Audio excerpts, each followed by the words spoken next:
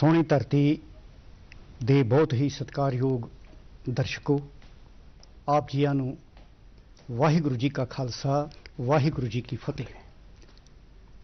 अज असीं श्री गुरु ग्रंथ साहिब जी की संसार नूं देण विषय के उपर एक चर्चा करन जा रहे हाँ। टी.एल. वासवानी, साधु टी.एल. वासवानी ने अपनी पुस्तक द एवोल्यूशन ऑफ खालसा विच श्री गुरु ग्रंथ साहिब जी के बारे एक कथन किए हैं कि जगत की आत्मा विचों फुटिया होया एक ज्ञान है। Out of world soul it ruled. जगत की आत्मा विचों गुरु ग्रंथ साहिब जी का जिहड़ा ज्ञान है ये फुटिया होया है।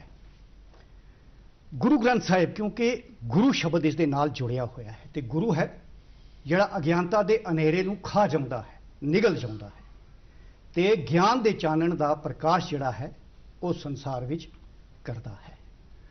गुरु ग्रंथ साहिब की नवीनता सर्वदेशी, सर्व जाति ते सर्व सांझीवालता ते सर्व सांझे ते सर्व हितकारी ते क्रांतिकारी दृष्टिकोण विच है, जिहड़ा मनुख नूं एक अर्थ भरपूर जीवन प्रदान करता है। अर्थ भरपूर जीवन वो भावें धार्मिक तौर पर होवे, समाजिक तौर पर होवे, आर्थिक तौर पर होवे, राजनीतिक तौर पर होवे, या फिर विज्ञानिक तौर पर भी होवे। एक अर्थ भरपूर जीवन जिहड़ा उच्च इखलाकी कदरां दे नाल लेस होंदा है वो मनुख नूं प्रदान करता है। ते गुरु ग्रंथ साहिब जी का जिहड़ा सिद्धांत है, क्योंकि गुरु शब्द जिहड़ा है सिद्धांतक तौर पर शब्द ही सिख धर्म विच गुरु मनिया गया है। तो वह शब्द का जिहड़ा विख्यान है, जिहड़ा गुरुओं के राही, भगतों के राही, पाटां के राही, गुरु सिखां के राही संसार नूं गुरु अर्जन देव जी ने गुरु ग्रंथ साहिब जी के रूप में प्रगट किया। तो जिहड़ा मनुखी दे सर्व विकासी जीवन का जामन है वो संसार नूं वो देण दिंदा है। हुण साडे नाल अज इत्थे चर्चा विच जिहड़े विषय ते चर्चा होण जा रही है, साडे नाल चर्चा विच शामिल हो रहे हैं सरदार अजीत सिंह जी मस्ताना, जिहड़े एक उगे पंजाबी दे लेखक हैं, ते नाल पंजाबी साहित्य सभा के प्रधान भी हैं, ते नाल वो धार्मिक तौर पर, समाजिक तौर पर ते राजनीतिक तौर पर बहुत सारी ऑर्गेनाइजेशन के नाल जुड़े हुए हैं, योगदान पा रहे हैं। ते नाल डॉक्टर रिकी सिंह जी जिहड़े एक कृषि विज्ञानी भी हैं, ते नाल एक सिख स्कॉलर भी हैं। इन्हां दे नाल अज असीं चर्चा करांगे गुरु ग्रंथ साहिब जी, क्योंकि गुरु ग्रंथ साहिब जी अकाल पुरख की वफादारी के प्रति सानू सिखाउंदा है कि एक अकाल पुरख की वफादारी करनी है, रब ते मनुख विच वित खटाउंदा है, ते समाजिक ना बराबरी नूं नकारदा है, ते जातिवाद नूं नकार के एक मानववादी सोच नूं जिहड़ी एक इकाई विच मनुख नूं परोंदी है, एक सूत्र विच उसका पैगाम संसार नूं देंदा है। ते नाल जिहड़ा मालिक ते राजे वाला एक राजनीतिक ढांचा है उसनूं नकारदे होया वो एक हलीमी जिहड़ा राज है, हलीमी राज जिसनों कहने जिस हक, इंसाफ ते बराबरी होवे, उसका बोलबाला होवे, उसका पैगाम संसार नूं देंदा है, ते नाल समाजिक बुराइयां नूं जड़ों उखाड़न का पैगाम भी देंदा है। ते इन्हां जिहड़े पक्ष हैं, भिन्न भिन्न पक्ष जिन्हां दा पैगाम गुरु ग्रंथ साहिब जी संसार नूं देंदा है, जिहड़ी देण है गुरु ग्रंथ साहिब जी की।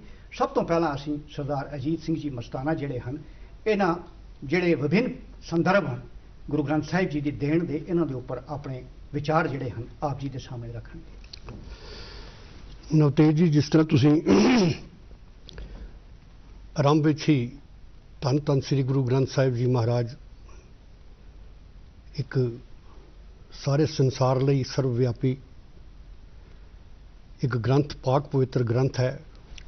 विश्व के बहुत सारे धर्मां दे आपो अपने ग्रंथ ने, बड़े मुतवरक ने, और मनुखता लई उन्हां दी देण, उन्हां दा पैगाम सच्चा ते सुच्चा है। गुरु ग्रंथ साहब की एक विशेषता जिस विषय ते असीं गल कर रहे हैं, संसार नूं की देण है, इसनूं जदों असीं घुकदे हां तां इह एक होर कदम सानूं अगे वल लै जाण दी गल करदी है। मैं आरंभ विच इह गल आखांगा कि गुरु ग्रंथ साहिब की बाणी की आरंभता एक ओंकार तो हुई है।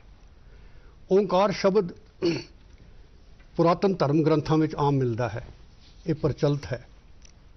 ਇਹ ਵੀ ਸੰਬੋਧਿਤ ਹੈ ਸਰਬ ਸ਼ਕਤੀਮਾਨ ਪਰਮਾਤਮਾ ਨੂੰ, ਲੇਕਿਨ ਉਸ ਨੂੰ ਮੰਨਣ, ਉਸ ਦੇ ਬਾਰੇ ਸੋਚਣ ਦਾ ਜਿਹੜੀ ਵਿਚਾਰਧਾਰਾ ਸੀ ਇਹ ਵੱਖ-ਵੱਖ ਤੌਰ ਤੇ ਵੱਖਰੀ ਵੀ ਹੋ ਜਾਂਦੀ ਸੀ। ਲੇਕਿਨ ਗੁਰੂ ਨਾਨਕ ਸਾਹਿਬ ਨੇ ਇੱਕ ਏਕਾ ਪਾ ਕੇ, ਓਂਕਾਰ ਤੋਂ ਪਹਿਲਾਂ ਏਕਾ ਪਾ ਕੇ ਇੱਕ ਐਸਾ ਸਿਧਾਂਤ ਦਿੱਤਾ ਕਿ ਪਰਮਾਤਮਾ ਇੱਕ ਹੈ।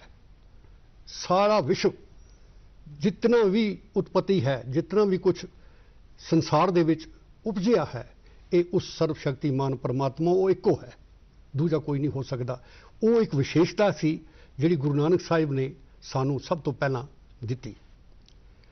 ਫਿਰ ਸਮਾਜਿਕ ਤੌਰ ਉੱਤੇ ਜਿਹੜੀ ਦਸ਼ਾਵਾਂ ਸਨ, ਉਹ ਭਿੰਨ ਭੇਦ ਵਰਗ ਵੰਡ ਦਾ, ਭਿੰਨ ਭੇਦ ਜ਼ੁਬਾਨਾਂ ਦਾ, ਭਿੰਨ ਭੇਦ ਆਰਥਿਕਤਾ ਦਾ, ਭਿੰਨ ਭੇਦ ਰਾਜੇ ਤੇ ਪ੍ਰਜਾ ਦਾ, ਇਸ ਤਰ੍ਹਾਂ ਦੇ ਜਿਹੜੇ ਵਿਸ਼ੇ ਸਨ, ਇਹਨਾਂ ਨੂੰ ਬੜੀ ਗੰਭੀਰਤਾ ਦੇ ਨਾਲ ਗੁਰੂ ਸਾਹਿਬਾਨ ਨੇ ਲਿਆ।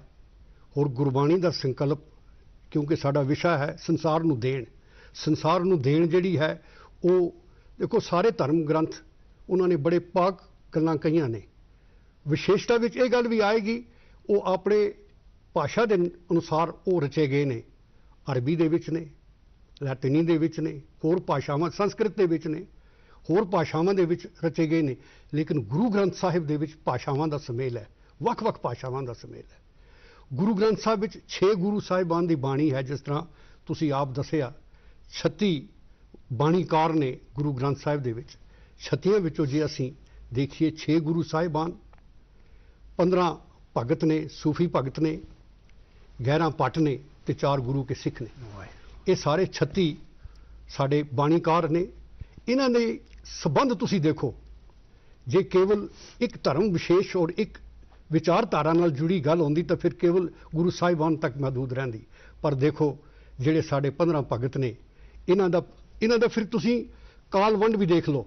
ਗੁਰੂ ਨਾਨਕ ਸਾਹਿਬ ਨੇ 12ਵੀਂ ਸਦੀ ਦੇ ਮਹਾਨ ਦਰਵੇਸ਼ ਸੰਤ ਬਾਬਾ ਫਰੀਦ ਜੀ ਦੀ ਬਾਣੀ ਆਪ ਇਕੱਤਰ ਕਰਕੇ ਲਿਆਂਦੀ। ਮੁਲਤਾਨ ਗਏ ਸਨ, ਪਾਕ ਪਟਨ ਮੁਲਤਾਨ ਤੋਂ ਉਹਨਾਂ ਨੇ ਬਾਬਾ ਜੀ ਦੀ 10ਵੀਂ 11ਵੀਂ ਪੀੜ੍ਹੀ ਦੇ ਉੱਤੇ ਜਿਹੜੇ ਬਿਰਾਜਮਾਨ ਸਨ ਉਹਨਾਂ ਤੋਂ ਉਹਨਾਂ ਦੀ ਬਾਣੀ ਲਈ, ਉਹ ਨਾਲ ਲੈ ਕੇ ਆਏ, ਉਹਨਾਂ ਨੂੰ ਸਾਂਭ ਸੰਭਾਲ ਕੀਤੀ। ਫਿਰ ਉਹ ਉਹੀਓ ਬਾਣੀ ਔਰ ਆਪਣੀ ਰਚਨਾ ਦੀ ਬਾਣੀ ਜਿਹੜੀ ਉਹ ਅੱਗੇ ਫਿਰ ਭਾਈ ਲਹਿਣਾ ਜੀ ਨੂੰ ਦਿੱਤੀ, ਗੁਰੂ ਅੰਗਦ ਦੇਵ ਜੀ ਮਹਾਰਾਜ ਨੂੰ ਦਿੱਤੀ, ਤੇ ਇਹ ਬਾਣੀ ਦਾ ਪ੍ਰਵਾਹ ਜਿਹੜਾ ਅੱਗੇ ਤੁਰਿਆ। ਲੇਕਿਨ ਜਿਹੜੀ ਭਗਤ ਸਨ ਸਾਡੇ, ਹੁਣ ਉੱਥੇ ਵੀ ਗੱਲ ਇਹ ਹੈ, ਜੇ ਬ੍ਰਾਹਮਣ ਭਗਤਾਂ ਦੀ ਗੱਲ ਕਰੀਏ, ਬੜੇ ਵਿਦਵਾਨ ਭਗਤ, ਭਗਤ ਪੀਪਾ ਜੀ, ਭਗਤ ਜੈਦੇਵ ਜੀ ਬਹੁਤ ਬ੍ਰਾਹਮਣ ਸਨ।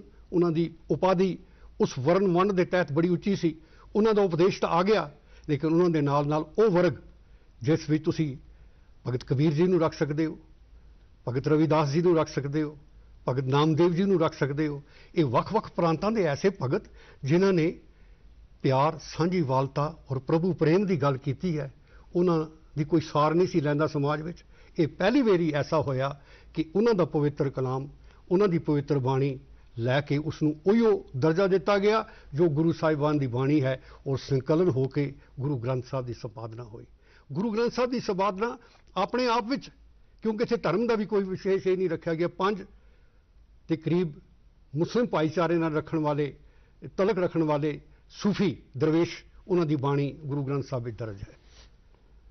ਭਾਈ ਸਦਨਾ ਹੈ, ਭਾਈ ਭਿਖਨ ਹੈ, ਭਾਈ ਸੱਤਾ ਬਲਵੰਡ ਹੈ, ਭਾਈ ਮਰਦਾਨਾ ਜੀ ਹੈ, ਬਾਬਾ ਫਰੀਦ ਜੀ ਹੈ। ਇਹਨਾਂ ਸਾਰਿਆਂ ਦੀ ਬਾਣੀ ਬਗੈਰ ਕਿਸੇ ਵਿਤਕਰੇ ਦੇ ਉਹ ਸਰਬ ਸਾਂਝੀ ਬਾਣੀ ਐਸੀ ਸੰਕਲਨ ਹੋਈ ਜਿਸ ਨੇ ਸਾਂਝੀਵਾਲਤਾ ਦਾ ਪੈਗਾਮ ਦਿੱਤਾ।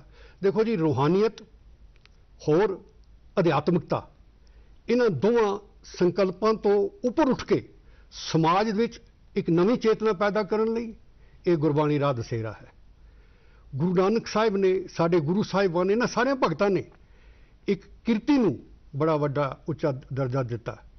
ਉੱਥੇ ਵਿਤਕਰਾ ਵਰਨਵੰਡ ਦਾ ਨਹੀਂ ਰਿਹਾ। ਇਸ ਕਰਕੇ ਮੈਂ ਸਮਝਦਾ ਹਾਂ ਕਿ ਪਹਿਲੀ ਵਾਰੀ ਜਿਹੜਾ ਇਹ ਧਾਰਮਿਕ ਗ੍ਰੰਥ ਗੁਰੂ ਗ੍ਰੰਥ ਸਾਹਿਬ, ਜਿਹੜਾ ਸਾਰੇ ਸੰਸਾਰ ਲਈ ਇੱਕ ਬਹੁਤ ਸੱਚਾ ਤੇ ਸੁੱਚਾ, ਜਿੱਥੇ ਇਹ ਗਿਆਨ ਦਾ ਭੰਡਾਰ ਹੈ, ਅਧਿਆਤਮਿਕਤਾ ਔਰ ਰੂਹਾਨੀਅਤ ਦਾ ਇੱਕ ਮੁਜੱਸਮਾ ਹੈ, ਉੱਥੇ ਅਜੋਕੇ ਸਮੇਂ ਵਿੱਚ ਔਰ ਆਉਂਦੀ ਪੀੜ੍ਹੀ, ਆਉਂਦੇ ਵਾਲੇ ਸਮੇਂ ਵਿੱਚ ਵੀ ਮੈਂ ਸਮਝਦਾ ਹਾਂ ਕਿ ਇਹ ਰਾਹ ਦਸੇਰਾ ਸਾਰੀ ਮਨੁੱਖਤਾ ਦੇ ਲਈ। ਇਸ ਵਿੱਚ ਕੋਈ ਭਿੰਨ ਭੇਦ ਨਹੀਂ। ਰਾਜੇ ਸ਼ੀ ਮੁਕੱਦਮ ਕੁੱਤੇ। ਗੁਰੂ ਨਾਨਕ ਦੇਵ ਜੀ ਮਹਾਰਾਜ ਨੇ ਉਸ ਵਕਤ ਉਸ ਦਸ਼ਾ ਨੂੰ ਦੇਖ ਕੇ ਇਹ ਗੱਲ ਉਚਾਰੀ ਸੀ। ਸੋ ਅੱਜ ਵੀ ਜੇਕਰ ਕਿਤੇ ਵੀ ਕੋਈ ਗੱਲ ਹੁੰਦੀ ਹੈ, ਇਹ ਉਹ ਗਰੀਬ ਔਰ ਲਿਤਾੜਿਆ ਹੋਇਆ ਮਨੁੱਖ ਜ਼ਰੂਰ ਇਸ ਗੱਲ ਨੂੰ ਯਾਦ ਕਰਦਾ ਹੈ ਕਿ ਜਿਸ ਗੁਰੂ ਨਾਨਕ ਨੇ ਇਹ ਆਵਾਜ਼ ਬੁਲੰਦ ਕੀਤੀ ਸੀ, ਉਹਦੀ ਅੱਜ ਉਸ ਸਿੱਖਿਆ ਦੀ ਕਿਤਨੀ ਲੋੜ ਹੈ। ਮੈਂ ਸਮਝਦਾ ਇਹ ਬੜੀ ਅਹਿਮੀਅਤ ਹੈ ਜਿਹੜੀ ਸਾਰੇ ਸੰਸਾਰ ਨੂੰ ਅੱਜ ਰਾਹ ਦਸੇਰਾ ਜਿਹੜਾ ਬਣ ਕੇ ਸਾਹਮਣੇ ਆਉਂਦੀ ਹੈ। ਜਿਸ ਤਰ੍ਹਾਂ ਹੁਣ ਮਸਤਾਨਾ ਜੀ ਨੇ ਆਪ ਜੀ ਦੇ ਸਾਹਮਣੇ ਗੁਰੂ ਗ੍ਰੰਥ ਸਾਹਿਬ ਜੀ ਦੀ ਦੇਣ ਨੂੰ ਬੜੇ ਹੀ ਸੋਹਣੇ ਸ਼ਬਦਾਂ ਵਿੱਚ ਬਿਆਨ ਕੀਤਾ ਹੈ। ਗੁਰੂ ਗ੍ਰੰਥ ਸਾਹਿਬ ਫਿਰਕਿਆਂ ਦੀ ਵੰਡ ਤੋਂ ਆਜ਼ਾਦ ਹੈ, ਅਸੀਂ ਸਾਰੇ ਜਾਣਦੇ ਹਾਂ।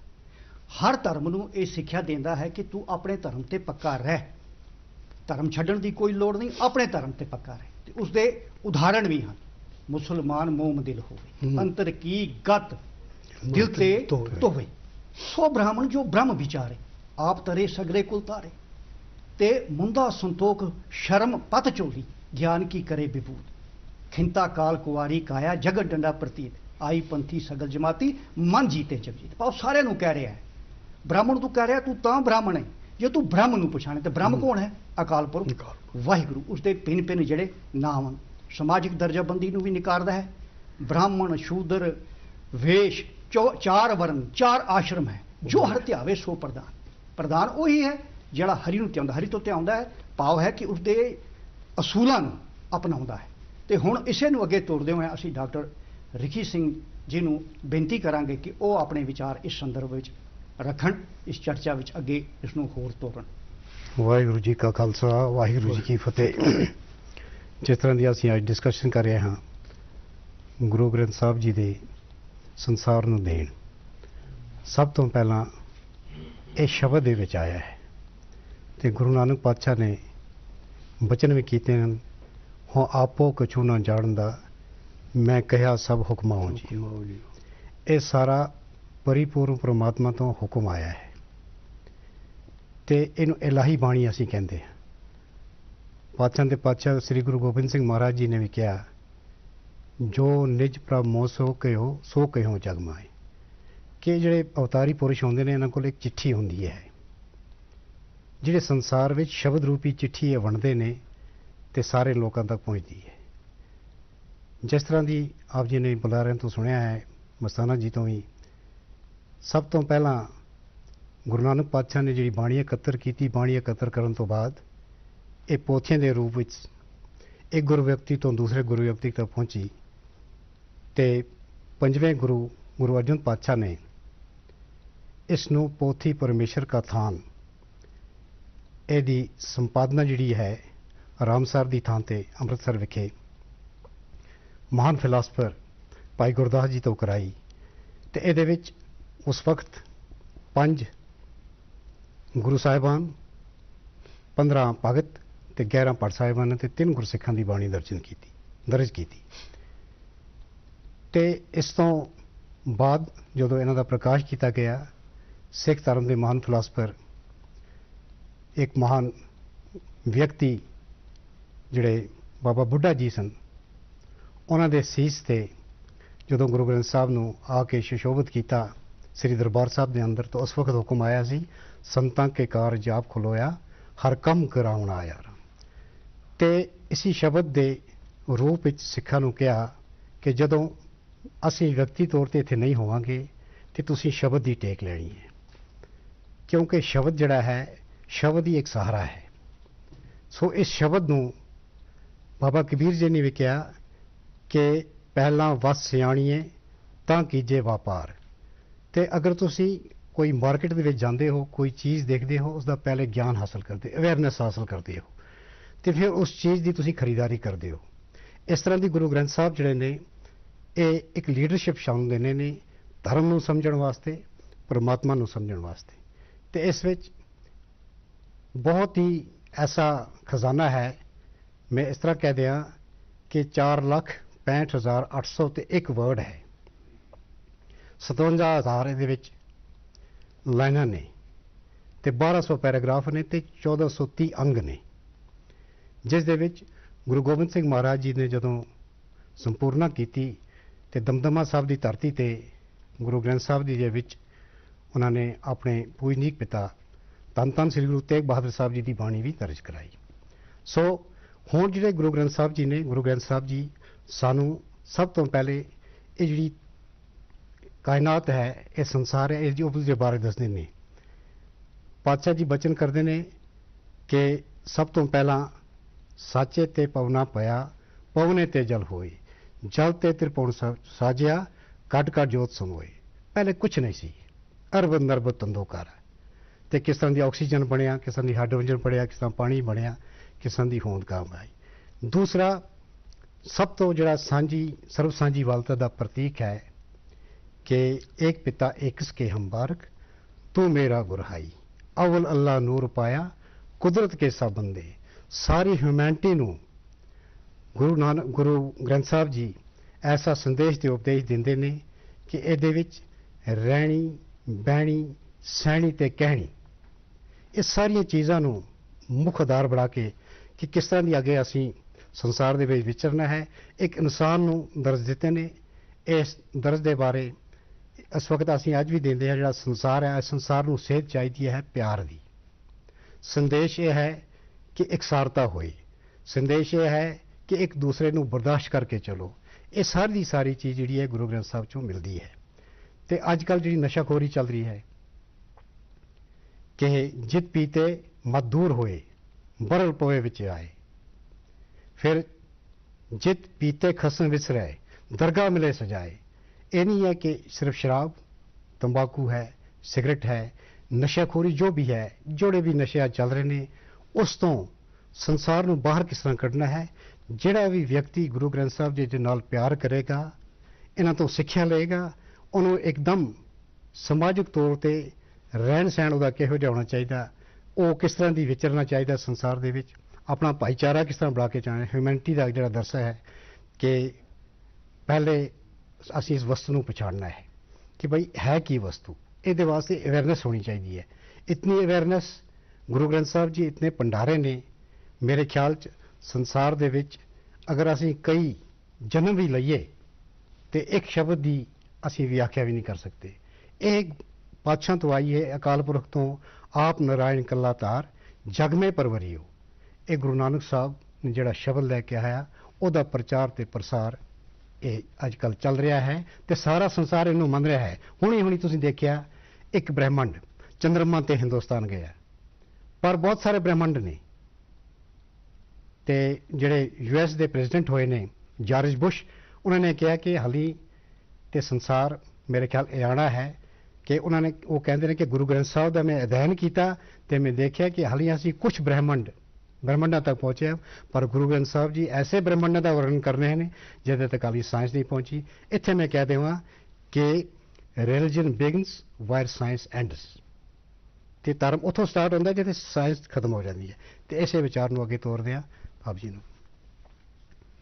ਡਾਕਟਰ ਰਿਕੀ ਸਿੰਘ ਜੀ ਨੇ ਆਪ ਜੀ ਨੂੰ ਅਵਗਤ ਕਰਵਾਇਆ ਹੈ ਕਿ ਕਿਸ ਤਰ੍ਹਾਂ ਮਨੁੱਖੀ ਸਮਾਨਤਾ ਦਾ ਦਰਸ ਦੇਣ ਜਿਹੜੀ ਹੈ ਗੁਰੂ ਗ੍ਰੰਥ ਸਾਹਿਬ ਦੇ ਰਿਹਾ ਹੈ। ਗੁਰੂ ਗ੍ਰੰਥ ਸਾਹਿਬ ਜੀ ਦੀ ਇੱਕ ਦੇਣ, ਬਹੁਤ ਵੱਡਮੁੱਲੀ ਦੇਣ ਜਿਹੜੀ ਹੈ, ਇਹ ਆਰਥਿਕ ਨਾ ਬਰਾਬਰੀ ਦੇ ਖਿਲਾਫ ਆਵਾਜ਼ ਬੁਲੰਦ ਕਰਨਾ ਹੈ। ਕਿਉਂਕਿ ਆਪ ਜੀ ਪੜ੍ਹਦੇ ਹੋ, ਜਿਉਂ ਰਾਖਾ ਖੇਤ ਉੱਪਰ ਪਰਾਏ, खेत खसम का राखा उठ जाए, उस खेत कारण राखा कड़े, तिसके पाले कछु ना पड़े। हुण ये उस सरमायादारी के खिलाफ आवाज़ है जिहड़ी गरीब लोगों का खून चूस के अपनी जायदादां विच इजाफा करती है। तो गुरु ग्रंथ साहिब का यह प्रिंसीपल है नहीं, आर्थिक बराबरी, आर्थिक ना बराबरी नूं नकारदा है। गुरु ग्रंथ साहिब की जिहड़ी देन है, ये बहुत वड्डी एक देन है। गुरमुख सब पवित्र है, धन संपे माया, हर अर्थ जो खर्च दे देंदे सुख पाया। हुण जिथे अध्यात्मक ज्ञान है उत्थे विज्ञानिक ज्ञान भी आप जी ने गल कीती है। तो गुरु ग्रंथ साहिब जी इस गल के उपर जोर देंदे हन कि कितनी भी तरक्की तुसी कर लो, कितनी भी प्रोग्रेस तुसी कर लो, पर एक आदर्शक संतुलन कायम करना पवेगा साइंस विच, तरक्की विच ते धर्म दे अंदर। तो गुरु अर्जन देव जी इसकी गल गुरु ग्रंथ साहिब विच एक पैगाम दे रहे हैं। परमाणु पर जंत आकाशे, दीप लो सिर खंडणों, गाछेड़ नैन पारैण नानक, बिना साधु ना सिर थे। हुण पैगाम है संसार को कि कितनी तरक्की की सिखना भी तुसी छो लो, हाइट्स भी तुसी प्राप्त कर लो, पर सहज अवस्था तुहानूं तां ही प्राप्त होगी बिना साधु। इत्थे साधु नूं गुरु दे समानार्थक वरत्या गया है। तो वह गुरु दे राहीं, गुरु का पैगाम गुरु ग्रंथ साहिब विच है, ਭਗਤਾਂ ਦਾ ਪੈਗਾਮ ਗੁਰੂ ਗ੍ਰੰਥ ਸਾਹਿਬ ਵਿੱਚ ਹੈ, ਸਾਰਿਆਂ ਦਾ ਪੈਗਾਮ ਉਸ ਵਿੱਚ ਹੈ। ਤੇ ਉੱਥੇ ਇੱਕ ਆਦਰਸ਼ਕ ਸੰਤੁਲਨ ਕਾਇਮ ਰੱਖਣਾ। ਤੇ ਬਰਾਬਰੀ ਕਿਸ ਤਰ੍ਹਾਂ ਆਏਗੀ? ਬੇਗਮਪੁਰਾ ਸ਼ਹਿਰ ਕੋ ਨਾਮ, ਦੁੱਖ ਅੰਦੋ ਨਾਹੀ ਕੋ ਥਾਂ, ਨਾ ਤਸ਼ਵੀਸ਼ ਖਿਰਾਜ ਨਾ ਮਾਲ, ਖੋਫ ਨਾ ਖਤਾ ਨਾ ਤਰਸ ਜਵਾਲ। ਹੁਣੇ ਮਸਤਾਨਾ ਜੀ ਨੇ ਗੱਲ ਕੀਤੀ ਸੀ ਭਗਤ ਰਵਿਦਾਸ ਜੀ ਦੀ।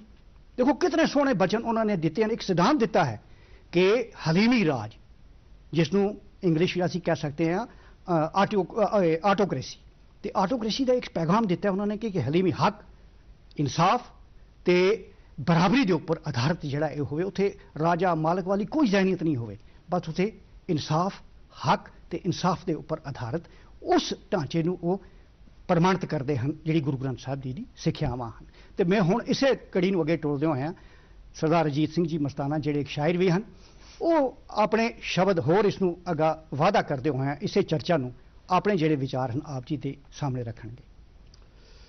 ਤੁਸੀਂ ਨਵਤੇਜ ਜੀ ਗੱਲ ਕਹੀ ਹੈ ਕਿ ਅੱਜ ਕੱਲ੍ਹ ਦੇ ਅਜੋਕੇ ਸਮੇਂ ਦੇ ਵਿੱਚ ਜਿਹੜੀ ਤਬਦੀਲੀ ਹੈ, ਇਸ ਨੂੰ ਮੁੱਖ ਰੱਖ ਕੇ ਸਾਡੀ ਬਾਣੀ ਕਿਵੇਂ ਸਾਨੂੰ ਇੱਕ ਰਾਹ ਦੱਸਦੀ ਹੈ, ਇੱਕ ਕਿਸ ਪਾਸੇ ਕਿਹੜੀ ਸਿਮਤ ਦਿੰਦੀ ਹੈ, ਇਸ 'ਤੇ ਥੋੜ੍ਹਾ ਇਸ਼ਾਰਾ ਤੁਸੀਂ ਕੀਤਾ ਹੈ। ਬਾਣੀ ਦੇ ਵਿੱਚ ਆਉਂਦਾ ਹੈ ਖੋਜੀ ਉਪਜੇ ਬਾਦੀ ਬਿਨਸੇ। ਉਪਜ ਇੱਕ ਖੋਜੀ ਦਾ ਹੋਣਾ ਬੜਾ ਜ਼ਰੂਰੀ ਹੈ।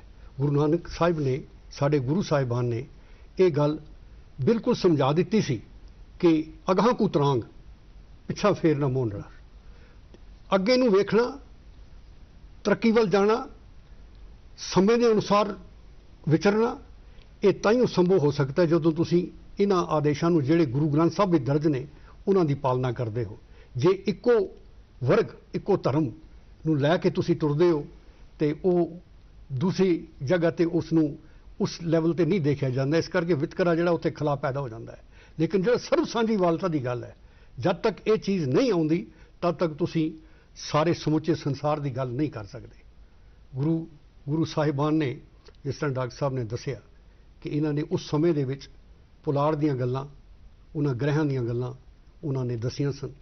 ਉਹ ਅੱਜ ਸਾਡਾ ਖੋਜੀ ਜਿਹੜਾ ਹੈ ਸਾਇੰਸਦਾਨ, ਉਹ ਉਸ 'ਤੇ ਅਮਲ ਕਰ ਰਿਹਾ, ਔਰ ਕੁਝ ਅਚੀਵਮੈਂਟਸ ਹੋ ਰਹੀਆਂ ਨੇ। ਮੈਂ ਸਮਝਦਾ ਕਿ ਸੰਸਾਰ ਨੂੰ ਸਭ ਤੋਂ ਵੱਡੀ ਦੇਣ ਗੁਰੂ ਸਾਡੇ ਸਿੱਖ ਗੁਰੂ ਸਾਹਿਬਾਨ ਦੀ ਇਹ ਹੈ ਕਿ ਇਹਨਾਂ ਨੇ ਹਰ ਕੀਮਤ ਤੇ, ਦੇਖੋ ਸਾਡੇ ਦੋ ਗੁਰੂ ਸਾਹਿਬ ਸ਼ਹੀਦ ਵੀ ਹੋਏ ਨੇ, ਔਰ ਸ਼ਹੀਦ ਵੀ ਉਹਨਾਂ ਦੀ ਸ਼ਹਾਦਤ, ਉਹਨਾਂ ਨੂੰ ਆਪ ਸ਼ਹਾਦਤ ਦੇਣੀ ਪਈ ਹੈ। ਲੇਕਿਨ ਆਪਣੇ ਜਿਹੜੇ ਉਹ ਸਾਂਝੀਵਾਲਤਾ ਦਾ ਪੈਗਾਮ ਸੀ ਗੁਰੂ ਅਰਜਨ ਦੇਵ ਜੀ ਮਹਾਰਾਜ ਦੇ, ਨਾ ਕੋ ਮੇਰਾ ਦੁਸ਼ਮਣ ਰਿਹਾ ਨਾ ਹਮ ਕਿਸ ਕੇ ਬੈਰਾਈ। ਤੇ ਇਹੋ ਜਿਹੇ ਸ਼ਬਦ ਕਹਿਣ ਵਾਲੇ ਪਵਿੱਤਰ ਆਤਮਾਵਾਂ ਨੂੰ ਝੇਲਣਾ ਵੀ ਪਿਆ, ਕੁਰਬਾਨੀਆਂ ਵੀ ਦੇਣੀਆਂ ਪਈਆਂ, ਪਰ ਉਹ ਮਨੁੱਖੀ ਹੱਕਾਂ ਦੀ ਰਾਖੀ, ਮਨੁੱਖਤਾ ਦੀ ਰਾਖੀ, ਸਮਾਨਤਾ ਦੀ ਰਾਖੀ ਲਈ ਇਤਨਾ ਬਲੀਦਾਨ ਦੇ ਕੇ ਉਹ ਗਏ ਨੇ। ਇਹ ਮੈਂ ਸਮਝਦਾ ਹਾਂ ਕਿ ਇਹ ਪੈਗਾਮ ਗੁਰੂ, ਇਹ ਗ੍ਰੰਥ, ਇਸ ਪਵਿੱਤਰ ਗ੍ਰੰਥ ਤੋਂ ਹੀ ਸਾਨੂੰ ਮਿਲ ਸਕਦਾ ਹੈ। ਗੁਰੂ ਗ੍ਰੰਥ ਸਾਹਿਬ ਦੀ ਅਜ਼ਮਤ ਨੂੰ, ਜਿਸ ਤਰ੍ਹਾਂ ਤੁਸੀਂ ਸ਼ੁਰੂਆਤ ਵਿੱਚ ਕਿਹਾ, T.L. ਵਾਸਵਾਨੀ ਬੜੇ ਸਕਾਲਰ ਔਰ ਖੋਜੀ ਹੋਏ ਨੇ। ਉਹਨਾਂ ਤੋਂ ਇਲਾਵਾ ਵੱਖ-ਵੱਖ ਧਰਮਾਂ ਦੇ ਜਿਹੜੇ ਬੁੱਧੀਜੀਵ ਨੇ, ਉਹਨਾਂ ਨੇ ਗੁਰਬਾਣੀ ਔਰ ਗੁਰੂ ਗ੍ਰੰਥ ਸਾਹਿਬ ਦੇ ਬਾਰੇ ਜੋ ਕੁਝ ਕਿਹਾ ਹੈ, ਜੋ ਕੁਝ ਲਿਖਿਆ ਹੈ, ਉਹ ਮੈਂ ਸਮਝਦਾ ਹਾਂ ਆਪਣੇ ਆਪ ਵਿੱਚ ਇਹ ਸੰਕੇਤ ਦਿੰਦਾ ਹੈ ਕਿ ਸੱਚਮੁੱਚ ਸੰਸਾਰ ਨੂੰ ਜੇਕਰ ਅੱਜ ਦੇ ਦੌਰ ਵਿੱਚ ਇੱਕ ਦਿਸ਼ਾ ਲੈਣੀ ਹੈ, ਇੱਕ ਦਸ਼ਾ ਤੇ ਤੁਰਨਾ ਹੈ, ਔਰ ਪਿਆਰ ਨਾਲ ਸਾਰਾ ਸੰਸਾਰ ਇੱਕ ਕਲਾਵੇ ਦੇ ਵਿੱਚ ਲੈਣਾ ਹੈ, ਤਾਂ ਇਹ ਬਾਣੀ ਜਿਹੜੀ ਹੈ ਉਹ ਗੁਰੂ ਦੀ ਬਾਣੀ ਔਰ ਗੁਰੂ ਗ੍ਰੰਥ ਸਾਹਿਬ ਉਸ ਵਿੱਚ ਸਾਨੂੰ ਉਹਦੀ ਰਹਿਨਮਾਈ ਕਰ ਸਕਦੇ ਨੇ। ਤੁਸੀਂ ਮੈਨੂੰ ਕਿਹਾ ਸੀ ਸ਼ਾਇਦ ਕੁਝ, ਮੈਂ ਚੂੰਕਿ ਇੱਕ ਬੇਸਿਕਲੀ ਇੱਕ ਕਵੀ ਵੀ ਹਾਂ ਤੇ ਇਤਨੀ ਵੱਡੀ ਦੇਣ ਨੂੰ ਕੁਝ ਸ਼ਬਦਾਂ ਵਿੱਚ, ਕੁਝ ਸ਼ੇਅਰਾਂ ਵਿੱਚ ਹੀ ਲਿਖਣ ਦੀ ਕੋਸ਼ਿਸ਼ ਕੀਤੀ ਹੈ, ਉਹ ਤੁਹਾਡੇ ਸਾਹਮਣੇ ਰੱਖਦਾ ਹਾਂ। ਗੁਰੂ ਨਾਨਕ ਦੇ ਮਾਰਗ ਦੀ ਸਹੀ ਪਹਿਚਾਨ ਹੈ ਸਿੱਖੀ, ਗੁਰੂ ਨਾਨਕ ਦੇ ਮਾਰਗ ਦੀ ਸਹੀ ਪਹਿਚਾਨ ਹੈ ਸਿੱਖੀ, ਮਨੁੱਖਤਾ ਦੇ ਲਈ ਸੱਚਾ ਜਿਹਾ ਵਰਦਾਨ ਹੈ ਸਿੱਖੀ। ਅਗੰਮੀ ਮੇਲ ਇੱਥੇ ਰੰਗ ਨਸਲਾਂ ਤੇ ਜ਼ੁਬਾਨਾਂ ਦਾ, ਗੁਰੂ ਗ੍ਰੰਥ ਸਾਹਿਬ ਦੀ ਅਗੰਮੀ ਮੇਲ ਇੱਥੇ ਰੰਗ ਨਸਲਾਂ ਤੇ ਜ਼ੁਬਾਨਾਂ ਦਾ, ਮਨੁੱਖੀ ਸਾਂਝ ਵਾਲਾ ਲਿਸ਼ਕ ਦਾ ਸਨਮਾਨ ਹੈ ਸਿੱਖੀ, ਮਨੁੱਖੀ ਸਾਂਝ ਵਾਲਾ ਲਿਸ਼ਕ ਦਾ ਸਨਮਾਨ ਹੈ ਸਿੱਖੀ। ਸਚਾਈ, ਨਿਮਰਤਾ ਤੇ ਸਾਦਗੀ ਦੀ ਇਹ ਅਲਾਮਤ ਹੈ, ਨਿਮਾਣੇ ਤੇ ਨਿਤਾਣੇ ਦੀ ਬਣੀ ਮੁਸਕਾਨ ਹੈ ਸਿੱਖੀ, ਨਿਮਾਣੇ ਤੇ ਨਿਤਾਣੇ ਦੀ ਬਣੀ ਮੁਸਕਾਨ ਹੈ ਸਿੱਖੀ। ਭਰਮ ਤੇ ਵਹਿਮ ਦੀ ਹਰ ਕੰਧ ਢਾਈ ਹੈ ਗੁਰੂ ਨਾਨਕ, ਭਰਮ ਤੇ ਵਹਿਮ ਦੀ ਹਰ ਕੰਧ ਢਾਈ ਹੈ ਗੁਰੂ ਨਾਨਕ, ਅਮਲ ਕਰਦੇ ਮੁਰੀਦਾਂ ਤੋਂ ਸਦਾ ਕੁਰਬਾਨ ਹੈ ਸਿੱਖੀ। ਅਮਲ ਕਰਦੇ ਮੁਰੀਦਾਂ ਤੋਂ ਸਦਾ ਕੁਰਬਾਨ ਹੈ ਸਿੱਖੀ। ਸਚੇਰੀ ਕਿਰਤ ਕਰਨੀ ਵੰਡ ਕੇ ਛਕਣਾ ਇਬਾਦਤ ਹੈ, ਗੁਰੂ ਨਾਨਕ ਦੇ ਹਿਰਦੇ ਦਾ ਇਹੀ ਅਰਮਾਨ ਹੈ ਸਿੱਖੀ। ਨਹੀਂ ਵੈਰੀ ਦਸੀਂਦਾ ਨਾ ਕੋਈ ਦਿਸਦਾ ਬੇਗਾਨਾ ਹੈ, ਇਹ ਸਾਂਝੀ ਵਾਲਤਾ ਦੇ ਕੋਸ਼ ਦਾ ਫਰਮਾਨ ਹੈ ਸਿੱਖੀ। ਤਲੀ ਤੇ ਸੀਸ ਧਰ ਲੈਂਦੀ ਨਾ ਡਰਦੀ ਨਾ ਡਰਾਂਦੀ ਹੈ, ਜ਼ੁਲਮ ਤੇ ਜ਼ਬਰ ਦੇ ਸਾਵੇਂ ਖੜੀ ਦਰਬਾਨ ਹੈ ਸਿੱਖੀ। ਜ਼ੁਲਮ ਤੇ ਜ਼ਬਰ ਦੇ ਸਾਵੇਂ ਖੜੀ ਦਰਬਾਨ ਹੈ ਸਿੱਖੀ। ਸਿਮਰ ਕੇ ਨਾਮ ਸੇਵਾ ਕਰ, ਰਜ਼ਾ ਇੱਕ ਰੱਬ ਸੱਚੇ ਦੀ, ਉਚੇਰੀ ਮਤ ਨੀਵਾ ਮਨ ਹੀ ਗੁਜ਼ਰਾਨ ਹੈ ਸਿੱਖੀ। ਗੁਰੂ ਨਾਨਕ ਦੇ ਮਾਰਗ ਦੀ ਸਹੀ ਪਹਿਚਾਨ ਹੈ ਸਿੱਖੀ, ਮਨੁੱਖਤਾ ਦੇ ਲਈ ਸੱਚਾ ਜਿਹਾ ਵਰਦਾਨ ਹੈ ਸਿੱਖੀ। ਮਸਤਾਨਾ ਜੀ ਨੇ ਆਪ ਜੀ ਦੇ ਸਾਹਮਣੇ ਕਵਿਤਾ ਰੱਖੀ ਹੈ ਤੇ ਮਨੁੱਖਤਾ ਦੇ ਇੱਕ ਸੂਤਰ ਵਿੱਚ ਪਰੋਣ ਦੇ ਉੱਪਰ ਗੱਲ ਕੀਤੀ ਹੈ ਕਿ ਸਿੱਖੀ ਹੈ ਕੀ। ਗੁਰੂ ਗ੍ਰੰਥ ਸਾਹਿਬ ਜੀ ਦੀ ਦੇਣ, ਜਿਸ ਤਰ੍ਹਾਂ ਅਸੀਂ ਉਸ ਚਰਚਾ ਦੇ ਉੱਪਰ ਵਿਸ਼ੇ ਦੇ ਉੱਪਰ ਗੱਲ ਕਰ ਰਹੇ ਸੀ, ਤੇ ਸਤਿਗੁਰੂ ਐਸਾ ਜਾਣੀਏ ਜੋ ਸਭ ਸੇ ਲੈ ਮਿਲਾਏ ਜੀਓ। ਗੁਰੂ ਗ੍ਰੰਥ ਸਾਹਿਬ ਜੀ ਕਹਿੰਦੇ ਹਨ ਕਿ ਸਾਰਿਆਂ ਨੂੰ ਮਿਲ ਕੇ ਸੰਸਾਰ ਵਿੱਚ ਤੁਰਨਾ ਹੈ, ਬਿਲਾ ਲਿਹਾਜ਼ ਮਜ਼ਹਬ, ਧਰਮ ਤੇ ਖਿੱਤੇ ਤੋਂ। ਤੇ ਹੁਣ ਮੈਂ ਬੇਨਤੀ ਕਰਾਂਗਾ ਡਾਕਟਰ ਰਿਖੀ ਸਿੰਘ ਜੀ ਨੂੰ ਕਿ ਉਹ ਸੰਖੇਪ ਸ਼ਬਦਾਂ ਵਿੱਚ ਆਪਣੇ ਜਿਹੜੇ ਗੁਰੂ ਗ੍ਰੰਥ ਸਾਹਿਬ ਜੀ ਦਾ ਇੱਕ ਕਨਕਲੂਜਨ ਜਿਹੜਾ ਹੈ ਆਪ ਜੀ ਦੇ ਸਾਹਮਣੇ ਚਰਚਾ ਵਿੱਚ ਰੱਖਣ। ਗੁਰੂ ਗ੍ਰੰਥ ਸਾਹਿਬ ਜੀ ਮਹਾਰਾਜ ਜਿਨ੍ਹਾਂ ਦੀ ਸੰਪਾਦਨਾ ਦੇ ਬਾਰੇ ਆਪ ਜੀ ਦੇ ਨਾਲ ਗੱਲ ਕੀਤੀ ਹੈ, ਇੱਕ ਐਸੀ ਦੇਣ ਹੈ ਸੰਸਾਰ ਨੂੰ ਜਿਸ ਦੇ ਵਿੱਚ ਅੱਜ ਕੱਲ੍ਹ ਦੀ ਜਿਹੜੀ ਪੋਲਿਟਿਕਸ ਹੈ, ਅੱਜ ਕੱਲ੍ਹ ਦੇ ਜਿਹੜੇ ਦੇਸ਼ ਨੇ ਕਹਿੰਦੇ ਨੇ ਰਿਜ਼ਰਵੇਸ਼ਨ, ਪਰ ਗੁਰੂ ਨਾਨਕ ਸਾਹਿਬ ਪਹਿਲੇ ਕਹਿ ਗਏ ਨੇ, ਸੋ ਕਿਉਂ ਮੰਦਾ ਆਖੀਏ ਜਿਤ ਜੰਮੇ ਰਾਜਾਨ। ਤੇ ਉਸ ਵਕਤ ਵੀ ਨਾਰੀ ਨੂੰ 50% ਰਿਜ਼ਰਵੇਸ਼ਨ ਸਾਡੇ ਵਿੱਚ ਹੈ, ਚਾਹੇ ਦੀ ਹੁਣ ਸਰਕਾਰਾਂ ਇਸ ਦੇ ਵੀ ਕਿੰਤੂ ਪਰੰਤੂ ਕਰਦੀਆਂ ਨੇ। ਤੇ ਸਭ ਤੋਂ ਪਹਿਲਾਂ ਇਹ ਗੱਲ ਹੈ ਕਿ ਰਿਜ਼ਰਵੇਸ਼ਨ ਦੀ ਜਿਹੜੀ ਪਾਲਿਸੀ ਹੈ ਉਹ ਗੁਰੂ ਗ੍ਰੰਥ ਸਾਹਿਬ ਵਿੱਚ ਆਲਰੇਡੀ ਕਲੀਅਰ ਹੈ। ਦੂਸਰੀ ਗੱਲ ਹੈ ਕਿ ਗੁਰੂ ਗ੍ਰੰਥ ਸਾਹਿਬ ਜੀ ਮਹਾਰਾਜ ਇੱਕ ਐਸੇ ਗੁਰੂ ਨੇ ਸੰਸਾਰ ਦੇ ਵਿੱਚ ਜਿਨ੍ਹਾਂ ਨੂੰ ਸੁਪਰੀਮ ਕੋਰਟ ਨੇ ਵੀ ਲਾਈਵ ਗੁਰੂ ਕਿਹਾ ਤੇ ਸਾਡੇ ਕੋਲ ਵੀ ਲਾਈਵ ਗੁਰੂ ਨੇ, ਕਿਉਂਕਿ ਇਹ ਪਰਮਾਤਮਾ ਨੇ ਜਦੋਂ ਭੇਜਿਆ, ਆਪਣੀ ਸ਼ਬਦ ਭੇਜਿਆ, ਤੇ ਗੁਰੂ ਸਾਹਿਬਾਂ ਨੇ ਇਹਨੂੰ ਆਪਣੀ ਹਯਾਤੀ ਵਿੱਚ ਹੀ ਮੱਥਾ ਟੇਕਿਆ ਤੇ ਮੱਥਾ ਟੇਕ ਕੇ ਕਿਹਾ ਕਿ ਹੁਣ ਦੇਹਧਾਰੀ ਗੁਰੂ ਡੰਮ ਨਹੀਂ ਚਲੇਗਾ, ਹੁਣ ਜੋ ਚਲੇਗਾ ਸਭ ਸਿੱਖਣ ਕੋ ਹੁਕਮ ਹੈ ਗੁਰੂ ਮਾਨਿਓ ਗ੍ਰੰਥ। ਤੇ ਗੁਰੂ ਗ੍ਰੰਥ ਸਾਹਿਬ ਦੀ ਵਿੱਚ ਜਿਹੜੀ ਇਹ ਸਾਡੀ ਵਿਚਾਰਧਾਰਾ ਹੈ ਇਹਦੇ ਰਵਾਲੋ ਕਰਦੀ ਹੈ ਕਿ ਅੱਜ ਕੱਲ੍ਹ ਸਾਇੰਸ ਤੇ ਕਿਸੇ ਦੇ ਅੰਗ ਟ੍ਰਾਂਸਪਲਾਂਟ ਕਰਨ ਵਿੱਚ ਕਿਸੇ ਹੱਦ ਤੱਕ ਕਾਮਯਾਬ ਹੋ ਗਈ ਹੈ, ਪਰ ਗੁਰੂ ਨਾਨਕ ਪਾਤਸ਼ਾਹ ਨੇ ਜਿਹੜਾ ਆਪਣਾ ਮਨ ਜਿਹੜਾ ਹੈ, ਮਨ ਨੂੰ ਟ੍ਰਾਂਸਪਲਾਂਟ ਕਰਨਾ, ਇਹ ਬਹੁਤ ਹੀ ਇੱਕ ਔਖੀ ਗੱਲ ਸੀ। ਇਹ 500 ਸਾਲ ਪਹਿਲਾਂ ਇਹ ਕਰਾ ਕੇ ਚਲੇਗੀ। ਦੇਖੋ ਜੀ, ਜਿਹੜੀ ਚਰਚਾ ਹੋਈ ਹੈ ਗੁਰੂ ਗ੍ਰੰਥ ਸਾਹਿਬ ਜੀ ਦੀ ਸੰਸਾਰ ਨੂੰ ਮਹਾਨ ਦੇਣ, ਇਸ ਨੂੰ ਮੈਂ ਹੁਣ ਕਨਕਲੂਡ ਕਰਾਂਗਾ। ਸਾਡੇ ਸਾਬਕਾ ਜਿਹੜੇ ਰਾਸ਼ਟਰਪਤੀ ਸਨ ਹਿੰਦੁਸਤਾਨ ਦੇ, ਡਾਕਟਰ ਰਾਧਾ ਕ੍ਰਿਸ਼ਨਨ, ਉਹਨਾਂ ਨੇ ਇੱਕ ਗੱਲ ਕਹੀ ਹੈ ਕਿ ਸੰਸਾਰ ਦੇ ਸਾਰੇ ਹੱਦਬੰਦੇ ਜਿਹੜੇ ਸਮੁੰਦਰਾਂ ਦੇ ਰਾਹੀਂ ਇੱਕ ਦੇਸ਼ ਨੂੰ ਦੂਸਰੇ ਦੇਸ਼ ਨਾਲੋਂ ਵੱਖ ਕਰਦੇ ਹਨ, ਜਾਂ ਫਿਰ ਪਹਾੜਾਂ ਦੇ ਹੱਦਬੰਦੀਆਂ, ਜਾਤਾਂ ਦੀ ਹੱਦਬੰਦੀਆਂ, ਜਾਂ ਮਜ਼ਹਬ ਦੀ ਹੱਦਬੰਦੀਆਂ ਜਿਹੜੀਆਂ ਇੱਕ ਦੇਸ਼ ਨੂੰ ਦੂਸਰੇ ਦੇਸ਼ ਨਾਲੋਂ ਵੰਡਦੀਆਂ ਨੇ, ਇਹ ਸਾਰੀਆਂ ਖਤਮ ਹੋ ਜਾਣਗੀਆਂ, ਮਿਟ ਜਾਣਗੀਆਂ ਜਦੋਂ ਅਸੀਂ ਗੁਰੂ ਗ੍ਰੰਥ ਸਾਹਿਬ ਜੀ ਦੀ ਸਿੱਖਿਆਵਾਂ ਨੂੰ ਅਮਲੀ ਤੌਰ ਤੇ ਸੰਸਾਰ ਵਿੱਚ ਰੂਪਮਾਨ ਕਰਾਂਗੇ ਤੇ ਮਨੁੱਖਤਾ ਇੱਕ ਇਕਾਈ ਬਣ ਕੇ, ਇੱਕ ਸੂਤਰ ਵਿੱਚ ਪਰੋ ਕੇ, ਤੇ ਇੱਕ ਅਕਾਲ ਪੁਰਖ ਨੂੰ, ਵਾਹਿਗੁਰੂ ਨੂੰ, ਜਿਸ ਨੂੰ ਅਸੀਂ ਰੱਬ ਪਰਮੇਸ਼ਵਰ ਕਹਿੰਦੇ ਹਾਂ, ਉਸ ਨੂੰ ਸਿਮਰਦਿਆਂ ਹੋਇਆਂ ਤੇ ਅਸੀਂ ਉਹਨਾਂ ਜਿਹੜੀ ਤਰੱਕੀ ਦੀ ਸਿਖਰਾਂ ਹਨ ਉਹਨਾਂ ਤੇ ਤੱਕ ਪਹੁੰਚ ਸਕਦੇ ਹਾਂ। ਤੇ ਵਿਵੇਕ ਬੁੱਧ ਸਭ ਜਗ ਮੇ ਨਿਰਮਲ, ਵਿਚਰ ਵਿਚਰ ਰਸ ਪੀਜੇ। ਲੋੜ ਹੈ ਅਸੀਂ ਗੁਰੂ ਗ੍ਰੰਥ ਸਾਹਿਬ ਜੀ ਦੀ ਇਹਨਾਂ ਦੇਣਾਂ ਨੂੰ, ਇਹਨਾਂ ਦਾ ਅਧਿਐਨ ਕਰੀਏ ਤੇ ਆਪਣੇ ਜੀਵਨ ਵਿੱਚ ਅਪਣਾਈਏ, ਤੇ ਨਾਲ ਤਿੱਥੇ ਘੜੀਏ ਸੁਰਤ ਮਤ ਮਨ ਬੁੱਧ, ਤੇ ਆਪਣੀ ਸ਼ੁੱਧ ਨੂੰ, ਮਤ ਨੂੰ, ਬੁੱਧ ਨੂੰ ਅਸੀਂ ਸ਼ੁੱਧ ਕਰਦੇ ਹੋਏ ਗੁਰੂ ਗ੍ਰੰਥ ਸਾਹਿਬ ਜੀ ਦੀ ਜਿਹੜੀ ਦੇਣਾਂ ਹਨ ਇਹਨਾਂ ਨੂੰ ਸੰਸਾਰ ਵਿੱਚ ਅਪਣਾਉਂਦਿਆਂ ਹੋਇਆਂ ਸੰਸਾਰ ਦੇ ਵਿਕਾਸ ਵਿੱਚ ਜੁਟ ਜਾਈਏ।